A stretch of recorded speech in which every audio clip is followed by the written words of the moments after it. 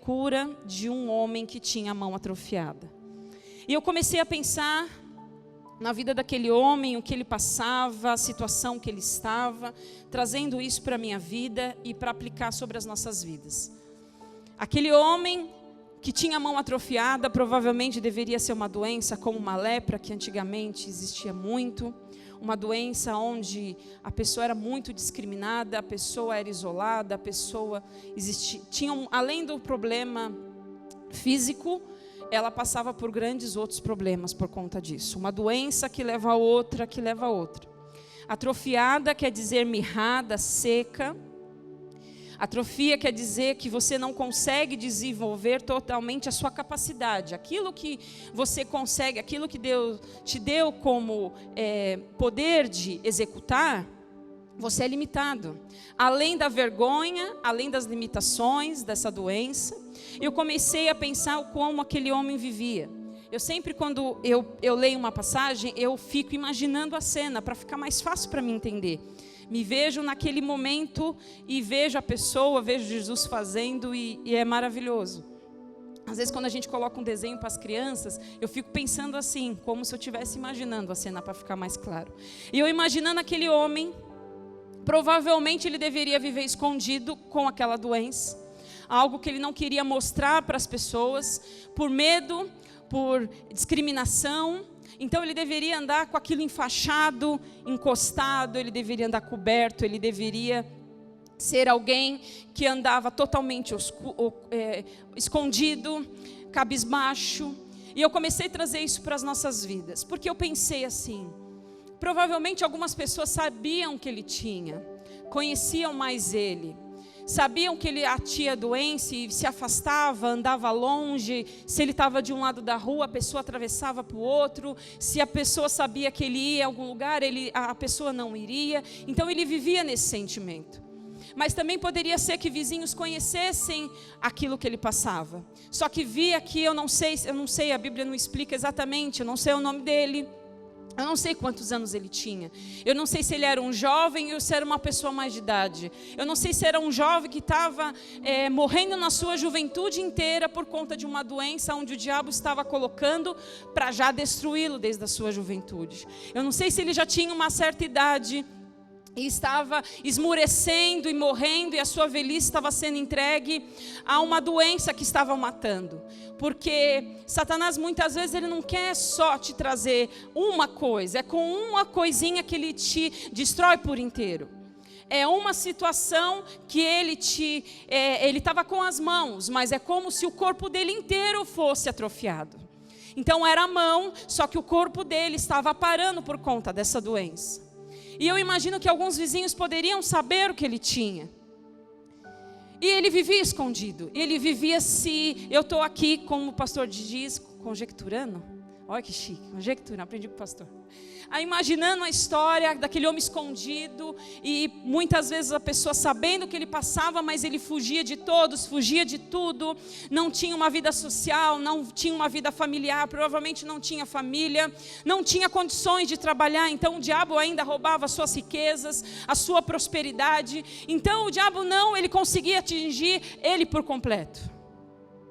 Mas eu imagino se aquilo fosse mais claro, porque eu pensei além disso. Porque muitas vezes pegando esse primeiro gancho da dificuldade daquele homem, eu comecei a pensar nos impedimentos que havia na vida dele. Mas como era a vida dele? Quais eram as áreas da vida dele que poderiam ser desenvolvidas, mesmo estando com aquilo? E Deus me falava que tudo na vida dele estava parado. Tudo estava estagnado, tudo estava atrofiado, porque a palavra diz que aquilo se secava a cada dia, então piorava a cada dia. Só que eu penso além, que quando as pessoas escondem aquela fraqueza que ela tem, a gente não deixa Deus fazer o grande milagre. Porque muitas vezes a gente esconde, a gente enfaixa, a gente esconde, oculta, a gente se isola e a gente não deixa Deus trabalhar. Porque eu imagino que não era a primeira vez que ele estava procurando por uma cura. Assim como aquela mulher que há 12 anos estava enferma e procurava de todas as formas, ele também provavelmente não tinha ido ali a primeira vez. Só que era a primeira vez que Jesus estava naquele lugar. Então aonde Jesus está, grandes coisas vão acontecer. E eu imagino que ele já tinha ido outras vezes, só que eu não imagino ele no meio das pessoas. Porque na sinagoga se enchia de gente para escutar sobre a palavra, sobre as leis. Só que eu acredito que ele não ficava no meio como a gente aqui. Provavelmente ele estava escondido em algum cantinho. E atrás de algum muro, atrás de alguma pedra, de algo que ele pudesse se esconder. E eu fico imaginando o quanto nas nossas vidas acontece isso. Nós temos algo para ser tratados, nós temos algo que nos para, nós temos algo que precisa ser revelado, que precisa ser mostrado para nós mesmos, para as pessoas. Porque você imagina, se todo mundo soubesse, estivesse claro o que tinha na mão dele, se não tivesse escondido, ele entrou daquele lugar de um jeito, mas ele saiu com a mão livre. Você imagina o milagre como seria maior para tantas pessoas que já conheciam. Eu quero te dizer que não importa a fraqueza ou a dificuldade que você tem. Não esconda mais. Não se oculte, se isole, não aceite mais. Hoje é tempo de trazer para fora. Hoje é tempo de mostrar as feridas. Hoje é dia de a gente ser curado de verdade. Nós estamos dentro da igreja com um espírito de religiosidade, preocupado com o que as pessoas vão pensar de nós, não é verdade? Eu sou cristão, eu já me declarei como cristão, evangélico, os meus vizinhos sabem, minha família sabe. Então, eu tenho que mostrar ser correto. E Deus me deu uma frase que diz assim: precisamos ser a melhor pregação para os outros. Nós queremos às vezes que as pessoas ouçam uma pregação de alguém. O pastor tal, eu vou te mandar uma pregação. Eu vou te falar uma palavra que eu escutei. Você precisa ser a melhor pregação para as pessoas. Nós precisamos ser o maior exemplo. Eu não estou dizendo em palavras. Eu não estou dizendo com aquilo que você vai falar. Eu estou dizendo você, o seu ser, a sua forma de viver, a sua forma de agir, o seu caráter. A maior pregação é a sua vida. A maior pregação é quem você é. Porque às vezes nós estamos vivendo assim. Nós somos crentes da porta da igreja para dentro, mas para fora nós não somos. Por isso que às vezes nós andamos escondidos. Por isso que às vezes nós nos esquivamos, nós ficamos atrás de muros. Porque nós precisamos ser livres. Eu imagino aquele homem saindo de lá correndo, desenfaixando, arrancando as roupas, porque ele deveria ser coberto totalmente de vergonha. Muitas vezes as pessoas não sabiam nem o nome dele, nem que ele era, o que ele tinha. Ele não pedia ajuda. E às vezes nós estamos assim, crentes que achamos autossuficientes, que não pedimos ajuda, e nós estamos ficando secos a cada dia. Então não se preocupe na vergonha de mostrar os seus erros. Se preocupe na mudança que você precisa ser. Se preocupe no exemplo, que a maior pregação é a sua vida. Não se preocupe que se vai marcar a sua vida pelo um pecado. Pode ter certeza, se você for transformado, o pecado não vai ficar marcado. Jesus já levou na cruz o seu pecado, o seu erro. Sabe o que vai ficar marcado? O poder de Deus na sua vida, que pode transformar. As pessoas veem e falam assim: aquela família só brigava, aquela família só discutia. Eu escutava eles brigando, eu via o que acontecia, eu via os filhos dele, mas hoje eles estão transformados. E às vezes você não precisou abrir a boca, mas a sua vida foi a melhor pregação que você gostaria que as pessoas fizessem ou dissessem alguma coisa. Então não se preocupe e não deixe o diabo esconder, te lançar. Esconde isso daí, engana. Não, O seu coração precisa ser de humildade, de arrependimento e dizer: Senhor, eu não sou nada. Eu sou falho, pecador, dependente de Ti, Senhor, me transforma, para que a minha vida eu não precise abrir minha boca e as pessoas se convertam pelo meu testemunho. O seu testemunho vai ganhar vidas, aonde você passar, aonde você estiver. Às vezes nós não conseguimos levar alguém da nossa família, é uma luta muito grande, amados, mas se você tiver uma vida em Deus, e as pessoas verem, não importa quem você era, o importa é o que Deus te fez hoje. Mas não esconda, não enfaxe, deixe as pessoas ver o milagre que Deus vai fazer através da sua vida, através da sua casa. Porque o que adianta? O que adianta nós termos alguém aqui? A palavra de Hebreus no finalzinho diz que nada está oculto perante aquele que nós prestaremos conta. Nós prestaremos conta. Você imagina lá no dia, Deus passando no telão, vamos passar agora a vida da Patrícia, da pastora Patrícia, vamos mostrar lá. Ela era uma bênção na igreja, mas dentro de casa ela era só a graça com o pastor. Só o pastor sabe, só o pastor Rodrigo sabe o que ele passava. Eu não sou perfeita mesmo, tenho muitas falhas e todos os dias eu vejo. Sabe quando dou aqueles gritos com as crianças que eu falo: nossa, que horror, mas Senhor, eu quero melhorar. Você tem que melhorar.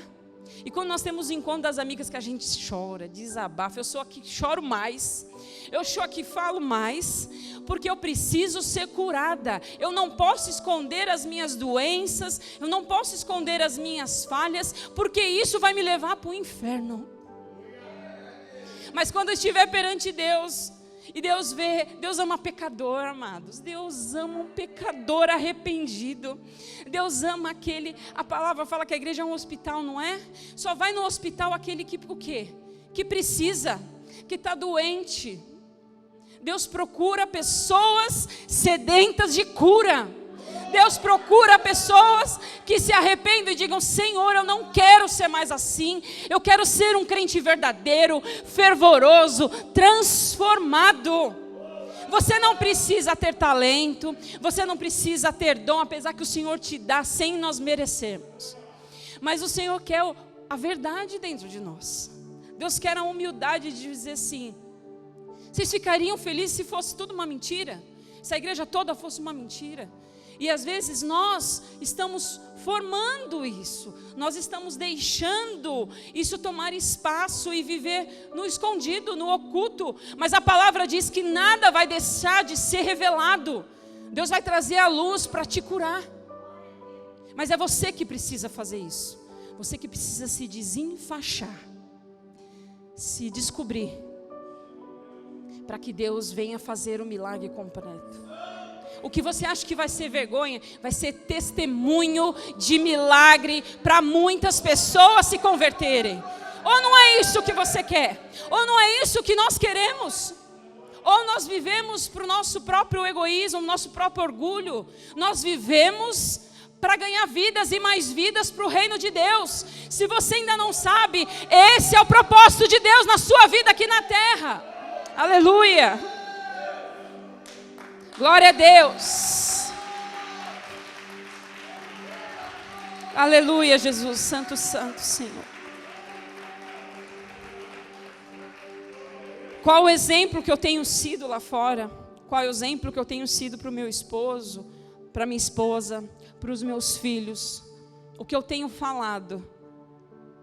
Parece que toda vez que eu prego eu falo a mesma coisa, né? Na mesma linha, mas eu acho que se a gente for verdadeiro, se a gente for fiel a Deus, se a gente tiver um caráter, copia Cristo todos os dias, em todas as suas atitudes, em qualquer coisa, tem como colocar Deus. Se existe algo que você não consegue por Deus, quer dizer que não é para você estar naquele lugar. Quer dizer que você não deve participar de alguma coisa. Se você não consegue colocar Deus no seu dia a dia, quer dizer que o seu dia a dia tem algo de errado. Então tudo que você for fazer, você fale: Senhor, o que eu devo fazer? O que o Senhor faria no meu lugar? Faça essa pergunta, você vai ver como as coisas se tornarão mais fáceis. Por quê? quando nós estamos em Cristo, perder é lucro.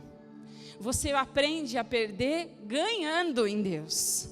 Porque se você perde, você está ganhando. Se você ganha, um propósito tem, não é à toa. Então saiba que em Deus, a verdade em Deus é o seu maior testemunho.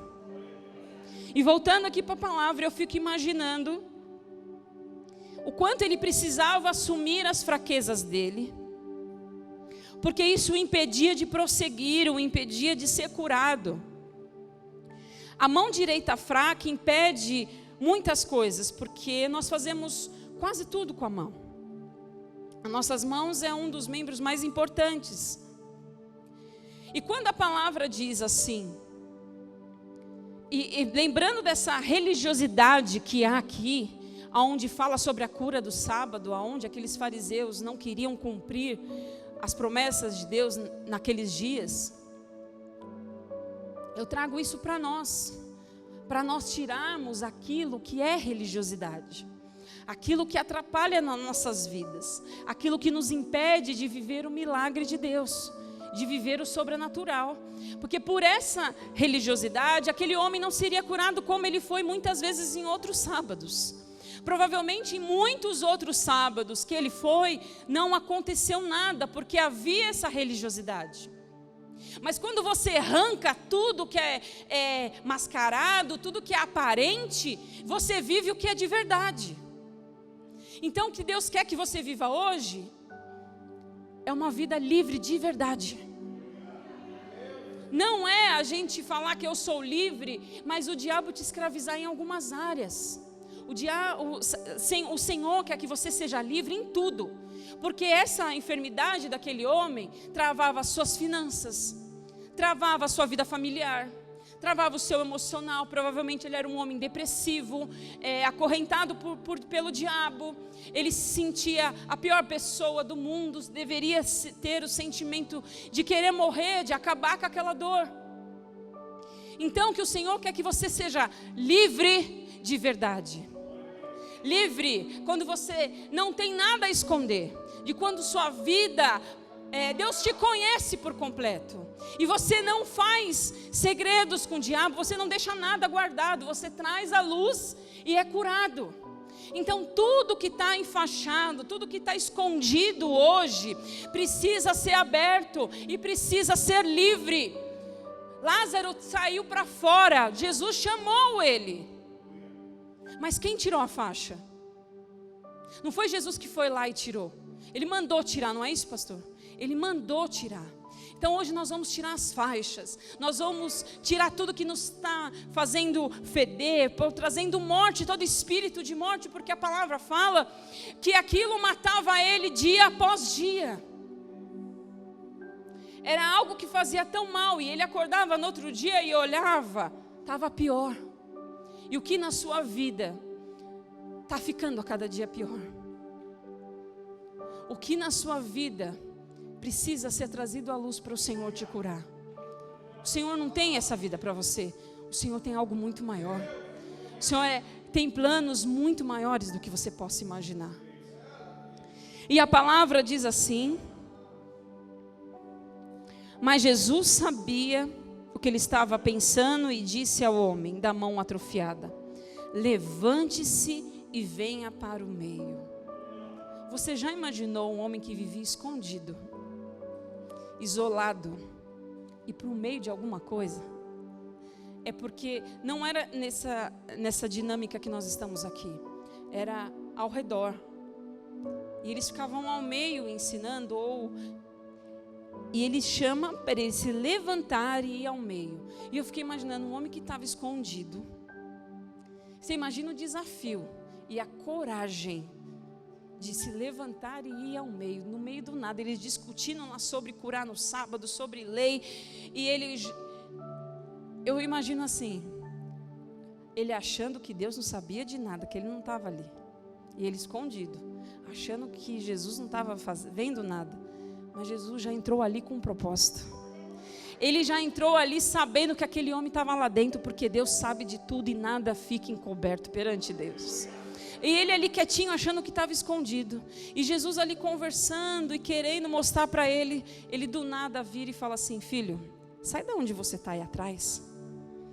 Se levante, vem aqui para o meio. Deus está te chamando hoje. Aonde você está? Se levante. Aí eu pensei, se levante? Para levantar você tem que estar o quê? Caído, sentado, escondido, abaixado. Se Deus falou levante-se, é porque aquele homem estava caído. Nós estamos em algumas áreas caídos espiritualmente, mortos. Porque se ele mandou ele levantar, quer dizer que de pé ele não estava. Ele estava caído. Além da coragem, ele teve que tirar forças para tomar posse, levantar e falar assim: eu quero uma mudança na minha vida. E eu creio naquele que me chamou. Ele se levantou e foi ao meio. Que área nas nossas vidas, o que na sua vida, que situação que tá te atrofiando? Qual é a situação que está esmurecendo o seu ser? O que é que está te matando aos poucos? Que doença, que situação, que pessoa, que trabalho, que luta. Não é só uma doença física, eu estou querendo abrir para as nossas vidas. O que é que está nos atrofiando e nos secando a cada dia? Aonde você caiu? Aonde você parou? O Senhor te chama hoje, meu amado, para você levantar da onde você está. Para você não ficar mais aonde você está, mas para você se levantar na posição aonde você deve ficar. Porque aonde Jesus está, coisas sobrenaturais vão acontecer. Será que você consegue entender essa profundidade? Como eu estou sentindo? A espada está cortando aqui primeiro e vai cortar aí dentro de você. Eu posso estar caído e me sentir naturalmente bem. Eu posso estar caindo achando que está tudo normal. Não está normal. Se levante. Você precisa ser um testemunho. Você precisa ser a maior pregação para a vida das pessoas. Oh, shuriandalabacandaba, shuriandalabas. Aleluia.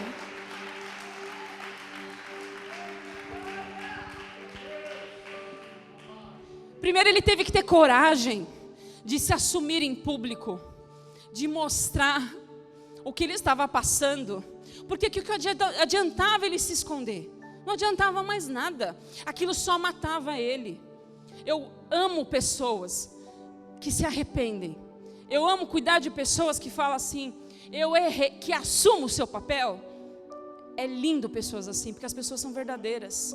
Eu amo cuidar de vidas, e não importa o trabalho que elas dêem. Eu amo cuidar, aconselhar, amo. Apesar de saber que isso suga as minhas forças. Mas o Senhor vem, Ele me restaura, Ele me cuida, Ele me aconselha.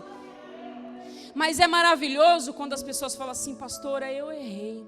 A culpa é minha, não é do pastor. A culpa não é do meu irmão. A culpa não é da minha esposa. A culpa não é do meu esposo. A culpa é minha.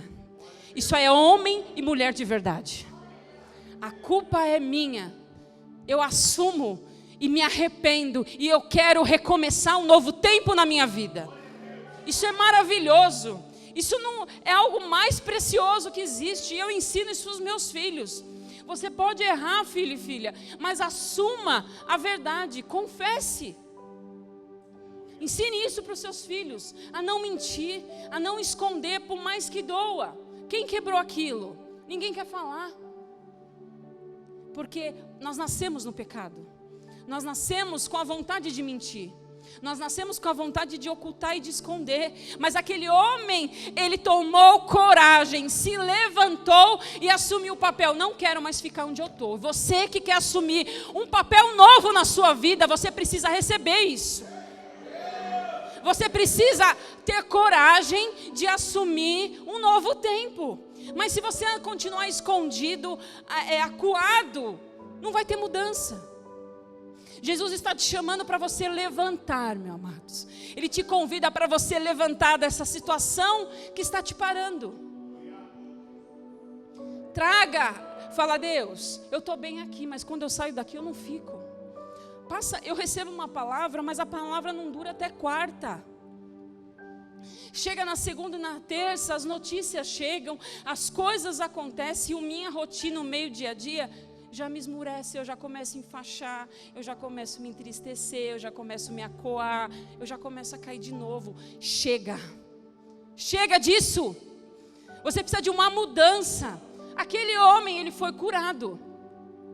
Você acha que ele voltou a ficar com a mão mirrada ou você acha que ele foi curado por completo? Você acha que ele começou a ficar com a mão ruim daqui 5 minutos? Não. A história da vida dele foi transformada, porque ele tomou uma atitude. Porque a gente pode entrar e sair daqui da mesma forma, mas se você toma uma atitude, se você recebe a palavra de verdade, você não continua a mesma pessoa. Você é transformado, mas porque você decidiu.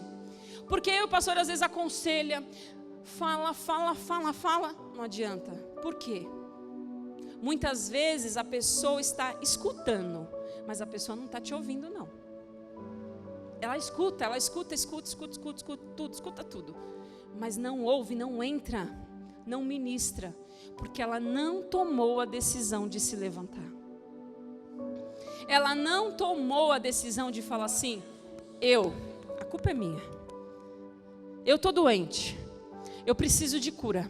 Eu preciso tirar as faixas. Eu preciso assumir quem eu sou e mudar. Quem recebe isso na sua vida, em nome de Jesus, eu recebo, Senhor. Aonde eu caí, Senhor? Aonde eu estou caindo? Pode ser que você ainda não está caído, mas você já está começando a ficar com as pernas fracas, você já está começando a sentir dor, você já está começando a pensar onde que eu posso me esconder. Sabe quando você está com uma situação muito difícil, que a sua vontade é de sumir? Sabe quando você fala assim, eu quero sumir do mapa, eu quero sumir dessa discussão, eu não quero resolver esse problema, eu quero sumir. É assim que o diabo faz. Ele quer que você perca as forças e que você esmureça total. Ele quer minar suas forças. Ele quer minar a sua saúde. Ele quer minar a sua casa. Ele quer minar as suas riquezas. Mas você tem um Deus grande. Você tem um Espírito Santo, um amigo consolador que habita dentro de você. Nós não usamos, nós não pedimos conselho, nós não falamos com Ele, nós não utilizamos o presente que nós temos. Porque se você usar, você não estaria padecendo.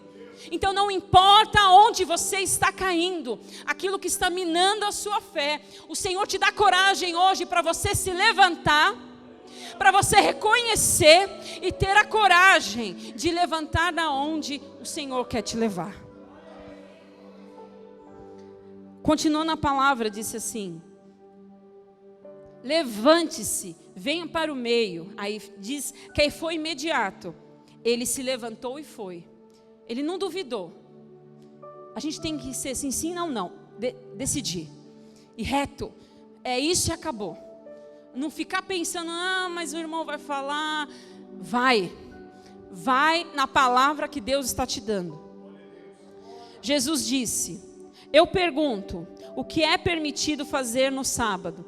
O bem ou o mal? Salvar a vida ou destruí-la? Você vai ficar nesse muro aí de estar na dúvida se é para Deus fazer ou não? Você tem dúvida que Deus quer o melhor para a sua vida?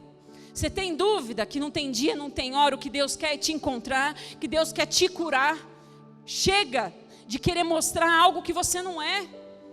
Deus chama pastores aqui hoje, Deus chama profetas aqui hoje, mulheres de oração, mulheres intercessoras. Ou aquilo que Deus me usa, Deus te usa de outra forma. Nós somos um corpo, e o corpo não pode ficar atrofiado, o corpo não pode ficar parado. Nós somos em muitos, mesmo que nós olhamos e achamos que é pouco, mas nós somos em muitos. Nós podemos ganhar uma cidade inteira se nós somos a melhor pregação para as pessoas. Se a sua vida não é pelo muito falar, mas é pelo aquilo que você é. No versículo 10 diz assim, então olhou para todos os que estavam à sua volta e disse ao homem, estenda a mão. Imediato, ele estendeu. E ela foi restaurada. eu vi a obediência daquele homem, a coragem, a vontade de ser curado. Era um homem de atitude. E o Senhor nos chama hoje para ser um homem, uma mulher de atitude, de coragem, de tomar a frente, de receber, de falar: é para mim, eu tomo posse. Quem está tomando posse dessa palavra? Eu recebo, Senhor, em nome de Jesus. Estenda a mão. E ele estendeu. Ali não fala nem que Deus tocou na mão. Ali só fala que ele estendeu. Aí eu comecei a pensar: mostrar as mãos, estender as mãos, que estava atrofiada, que estava escondida, além dele ter que ir no meio, na frente, ainda tinha que mostrar as feridas. Ele mostrou. E eu comecei a pensar na profundidade que é quando você mostra as suas mãos. O que é? Qual a representação que é das mãos? Aí Deus começou a me falar sobre isso. Meu Deus do céu. Eu nunca imaginei como, quando você fala: Deus, me ensina. Quando você pede para Deus, tudo que você pede para Deus, Ele te escuta. Ele não esquece de nada. E o que Ele mais quer é que você seja cheio.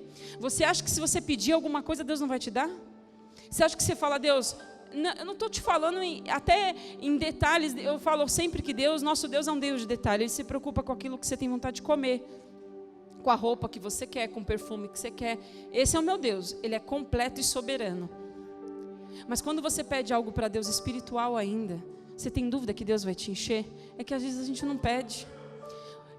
Eu falo assim: nossa, como eu vacilo, meu Deus do céu. Se eu buscar de verdade, Deus me enche todo dia, e eu fico preocupado com as outras coisas e não paro o meu tempo para me encher, porque quando eu peço, Ele me dá. Aí eu comecei a pensar qual a profundidade, eu nem sei mais aonde está o que eu escrevi aqui, de mostrar as mãos. O que você faz com as suas mãos? Eu fiquei pensando assim: quando o filho apronta alguma coisa e ele se machuca, ou a gente quer descobrir, você fala assim: mostra a sua mão aí. Aí fica assim: mostra a sua mão aí, menino. Porque ele tem o quê? Medo. Né? Aí fala assim: não tem nada, não sei o quê. Quando esconde alguma coisa, né? Aí fala, porque às vezes está machucada, e aí é o medo de pôr metiolate, sabe? Aí nem existe mais isso, né? A Cada Vive nem existe. É outras coisas que usa hoje. Mas para espirrar o sprayzinho, aí não, mãe, não é nada, mãe, porque quando mostra está machucado e tem medo de dar as mãos. Mas no final, o filho sempre confia e mostra para o pai, né? Aí eu fiquei pensando no ato das mãos. Aí eu pensei também, quando estão namorando, estão noivos, um casal, aí ele vai procurar os pais para pedir o quê? A mão da esposa em casamento. Você não pede: você pode me conceder o corpo? Não. A gente fala assim: você me concede a mão? Como que fala? Eu gostaria de pedir a mão da minha namorada, da tal pessoa, em casamento. Aí Deus começou a me dar a profundidade de estender as mãos. Quando você fala para alguém assim, você manda um zap e fala assim: fulano, eu preciso de uma mão sua. Você está pedindo o quê? Ajuda. Eu preciso de uma mão sua, você me ajuda?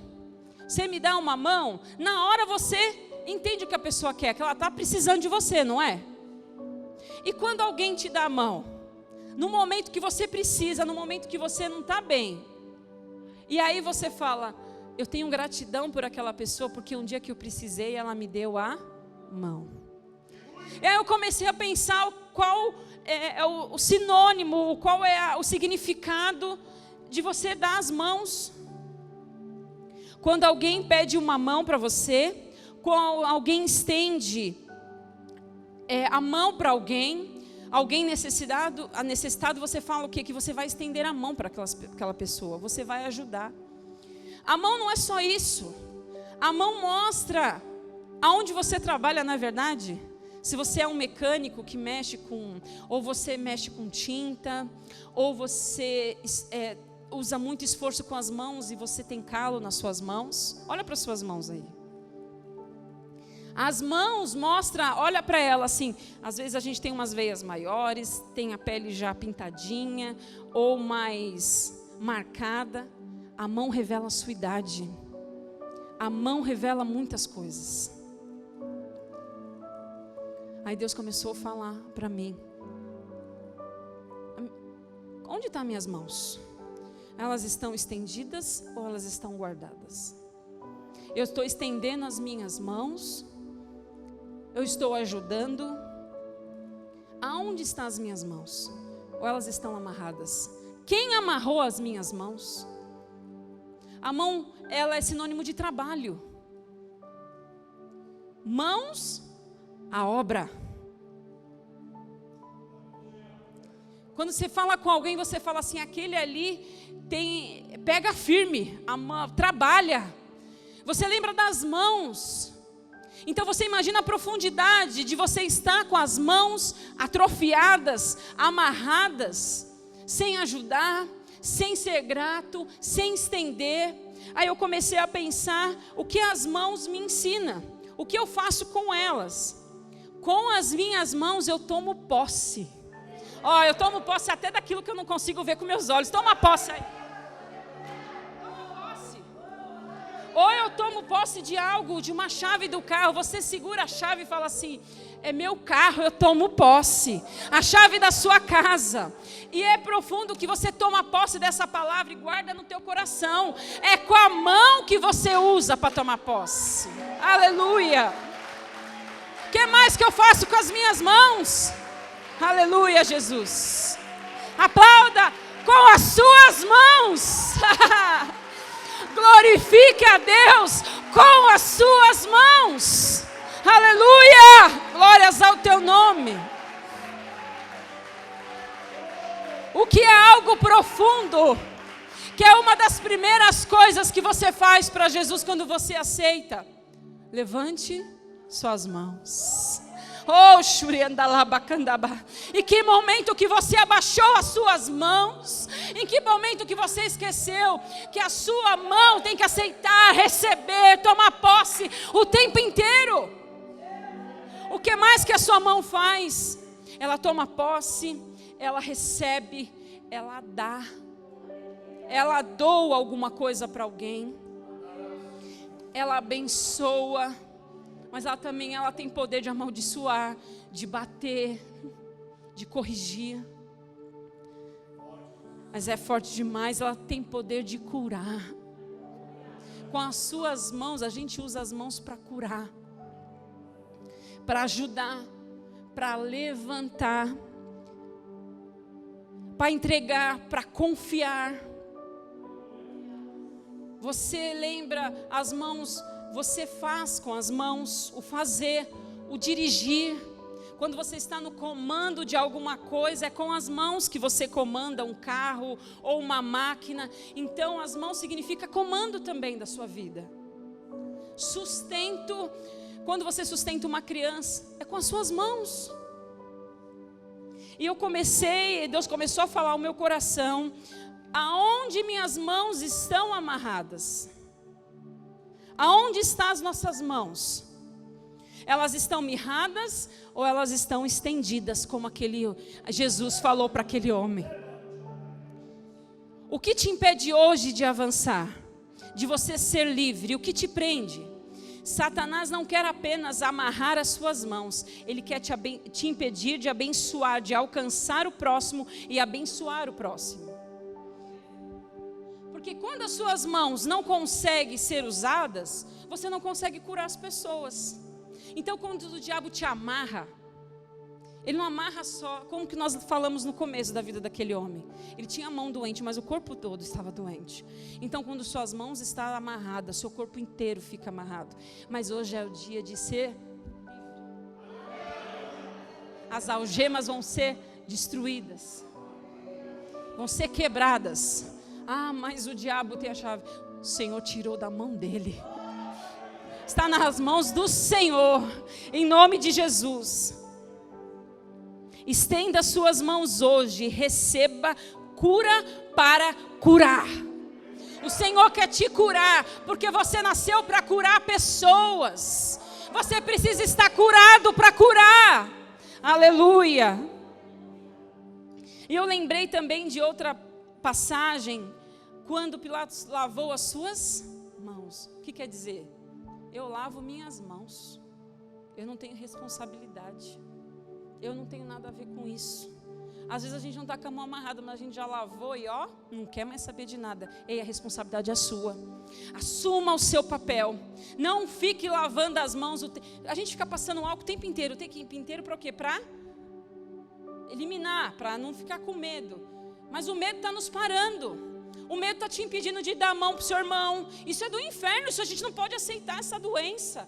Isso está nos impedindo de abraçar, nos impedindo de colocar as mãos, de dar as mãos, falar, dá a mão aqui para mim, você não está bem? Eu vou te ajudar a caminhar, vamos andar junto. Andar junto tem que ser de mão dada, ter contato, ter relacionamento. E quando o pastor pegou a primeira vez na minha mão?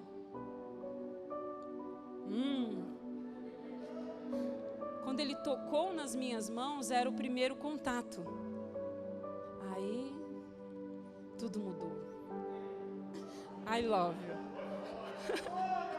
O relacionamento, veio o amor e veio a aliança eterna. Então o contato é pelas mãos. E às vezes acontece isso com um casal. Antes para tocar, já arrepiava. Agora vai para a mão, tira a mão daqui. Tira a mão daqui, sabe? Não pode, não pode. A gente não pode aceitar essas coisas. A gente não pode aceitar que tudo se torne normal e que não tenha mais o sentimento. Não importa quanto tempo que você tenha com a pessoa. Você está com o casal aí, pega na mão dela aí. Os casais. Toca, a mão continua sendo a mesma. Mesmo que ele ficou atrofiado por um tempo, essa mão vai voltar a ser a primeira. A mão de bebê, cheirosa. Porque ele passava até desodorante, creme para você poder tocar. O pastor pegava minha mão e falava poesias, cantava música. Então, o brilho, o amor, o primeiro amor. E continua assim, tá bom? Não pode esmurecer, o primeiro amor não pode esmurecer. Quando a gente aceita Jesus e levanta essas mãos não podem abaixar. Ela tem que continuar firme e estendida. Então deixa eu te falar, não perca, não deixe nada ficar caído, oculto, enfaixado, escondido. Deus quer te levantar para algo novo. E Ele diz, filho, estenda suas mãos aí. Tome posse. Hoje é dia da gente se mover com as mãos, porque a palavra profética é para essas mãos que estão aí. Levante ela, olhe para elas. É o instrumento de Deus na sua vida. Isso é tremendo. E não vai ficar mais amarrado, não vai ficar mais doente, não vai mais ficar do jeito que está. Grandes coisas Deus vai fazer com as suas mãos. Aleluia! Glória a Deus. Santo, santo, santo. Aleluia. Quando a gente fala assim, entregue nas mãos de Deus. O que quer dizer? Que você confia. Mas às vezes a gente não entrega muito, a gente entrega, mas pega de volta. Entrega e pega de volta. Entregue nas mãos de Deus. Que nós estejamos nas mãos dEle. Porque se você estiver nas mãos dEle, as suas mãos vai ser usada por Ele. Em nome de Jesus, eu tenho certeza. Quando num casamento, você faz o quê? Que é o símbolo de um casamento. Da aliança você põe aonde? Nas mãos. Então nas suas mãos está a aliança que você tem com Cristo. Está aquilo que você prometeu um dia não abandonar, a não você desistir na doença, na pobreza, no amor, na riqueza, na prova. Eu estou dizendo o seu casamento com Cristo. Como no seu casamento também, mas com o seu casamento com Cristo, você não abandona e você não deixa de acreditar conforme as lutas, mas você acredita ainda mais, porque foi Ele que te chamou. Nome de Jesus. Então entregue nas mãos de Deus a sua situação e comece a usar a sua. Porque a gente fica olhando tanto para o nosso problema, tanto, que você não entrega e não resolve nada. Agora entrega, falou, Senhor, está nas suas mãos. Aí quando você usa as suas mãos para cuidar dos outros, o Senhor cuida dos seus problemas. Mas a gente olha tanto para si mesmo, tanto, que aí não tem como. Você alimenta cada vez mais e ele fica cada vez maior. Mas comece a olhar, comece a curar, comece a cuidar. Se suas mãos, ela pode abençoar uma pessoa com uma mensagem, mande uma mensagem. Essa semana vamos fazer um propósito diferente. Essa semana você vai usar suas mãos para abençoar pessoas que precisam realmente. Você vai mandar mensagem para quem precisa, você vai ligar para quem precisa, você vai fazer uma atitude de amor, comprar um presente para alguém e dar para quem precisa, porque nós temos que ser o maior exemplo daquilo que nós queremos receber. Eu quero receber do outro, então eu tenho que ser primeiro. Se eu quero receber mais carinho, dê carinho primeiro. Se você quer receber algum presente, presenteie as pessoas. Doe para as pessoas, tire um pouco do seu e dê, porque a palavra fala que aquele que dá, recebe. É melhor dar do que receber. E lembrando sobre as mãos, Deus me trouxe uma passagem tremenda no meu coração. Aí eu falei, Deus, do céu, eu não preciso entender mais nada quem o Senhor é. Abra a Bíblia em Êxodo 17:11.